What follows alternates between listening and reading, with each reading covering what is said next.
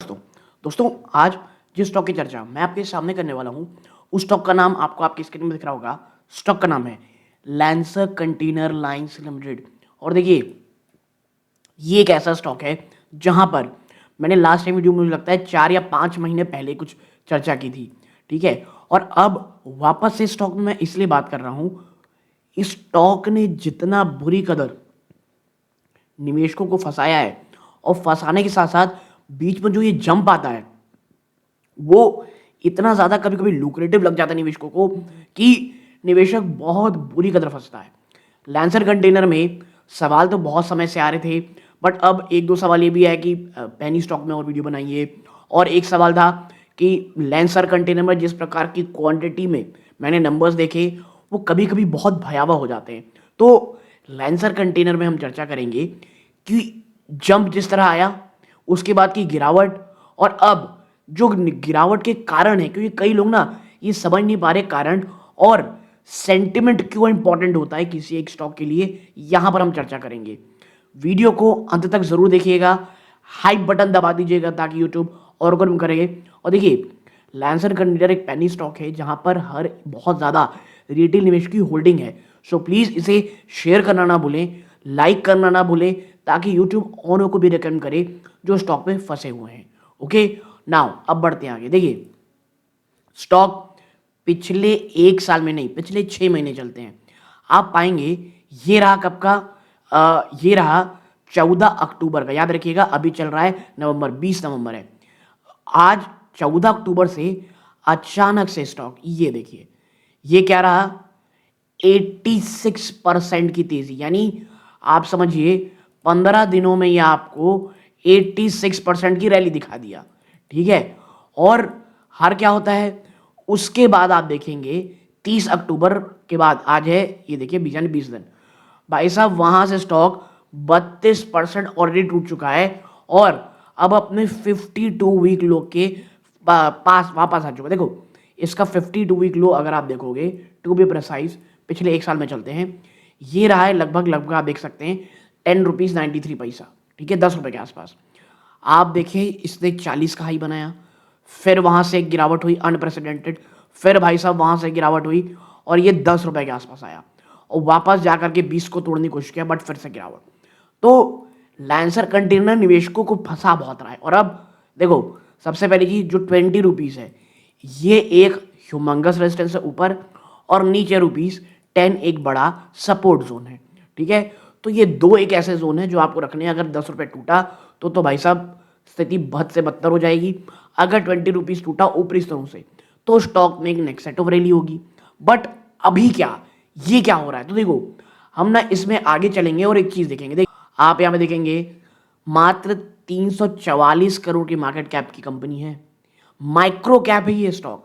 और micro cap के साथ क्या आता है, अनसर्टेनिटी, ना डेटा आपको ठीक से मिलता है, कंपनी के अंदर चल क्या रहा है इसकी पता ही जब तक चलता है, जब तक स्टॉक क्रैश हो चुका चला रहता है, जो यहां देखने को मिल रहा है।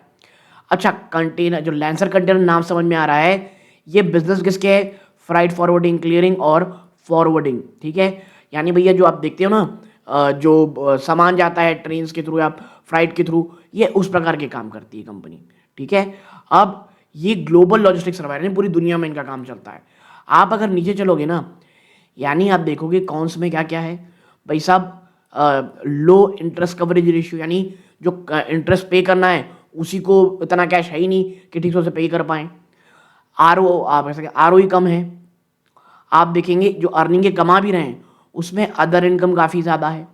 प्रमोटर ने अपनी होल्डिंग को 10% ज़्यादा कर लिया है पिछले 3 सालों में।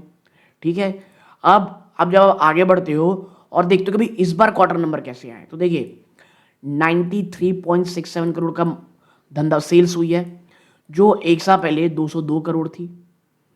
और इसके बाद आप देखोगे जो प्रॉफिट आया, नेट प्रॉफिट, वो 6 करोड़ 77 लाख रुपए का है।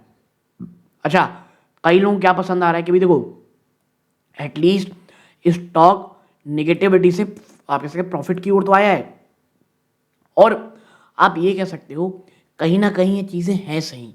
ठीक है, प्रॉफिट तो हुआ है, क्या एक बड़ा बिग कम बैक आने वाला है, तो देखो मैं इसीलिए बार बार कह रहा हूं, मैं हमेशा कहता हूं किसी भी कंपनी को प्लीज रूल आउट मत कीजिए।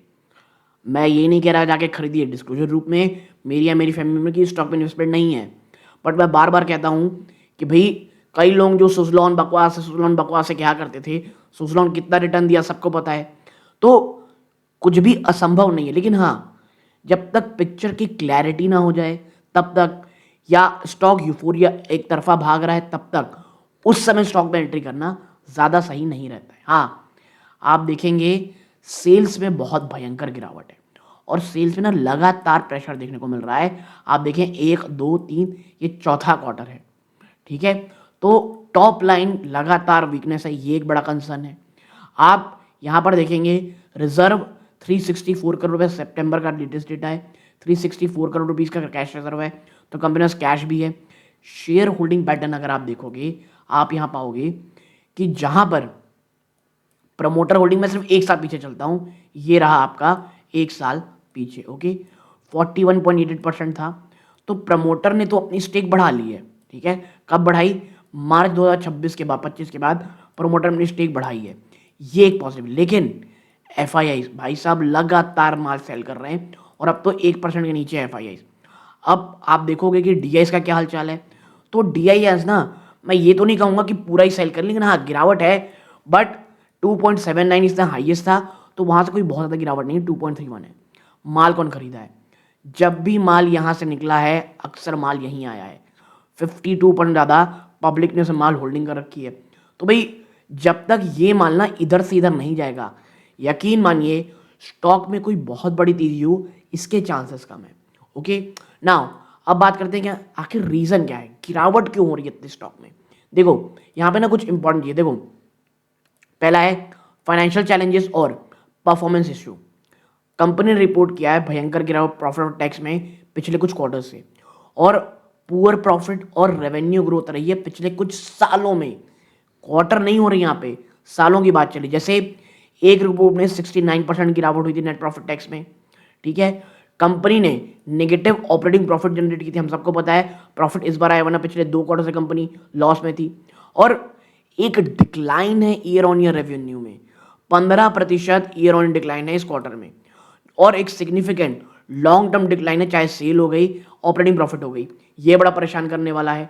फिर आरओई हमने चर्चा की तो प्रॉब्लम थी।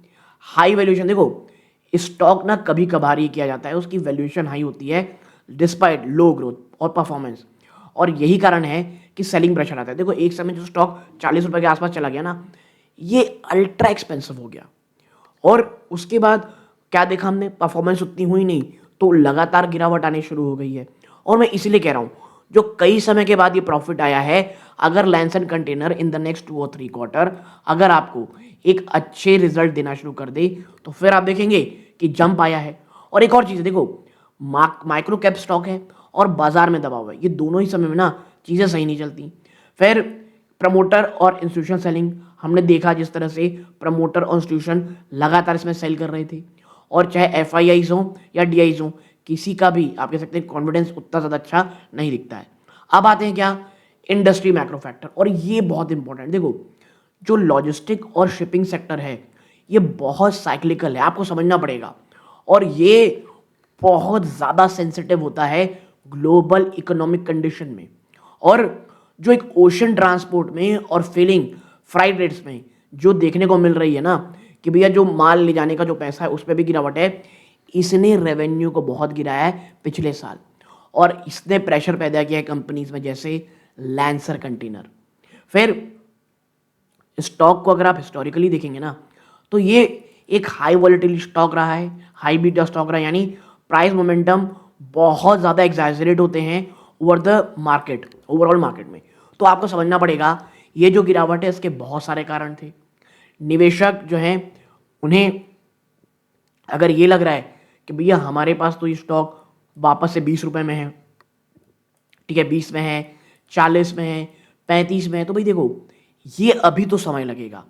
नियर टर्म में ये स्टॉक कहीं से भी आपको कोई बहुत अच्छा रिटर्न दे चांसेस कम है। हाँ जैसा मैंने कहा रूल आउट नहीं कर सकते, और मुझे पर्सनली यहाँ की मैनेजमेंट थोड़ी सी मुझे लगता है उतनी प्रोएक्टिव है नहीं दोस्तों, ठीक है, बट ये मेरी राय है।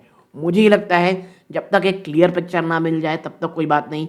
और जो लोग ये सोच रहे हैं कि कोई बहुत बड़ा टर्न अराउंड है, नहीं, तो ये हमको देखना पड़ेगा स्टॉक आने वाले समय में किस तरह करने वाली है चीज़ें। यहाँ तक जुड़े रहे, बहुत बहुत धन्यवाद। ये इस वीडियो का अंत है।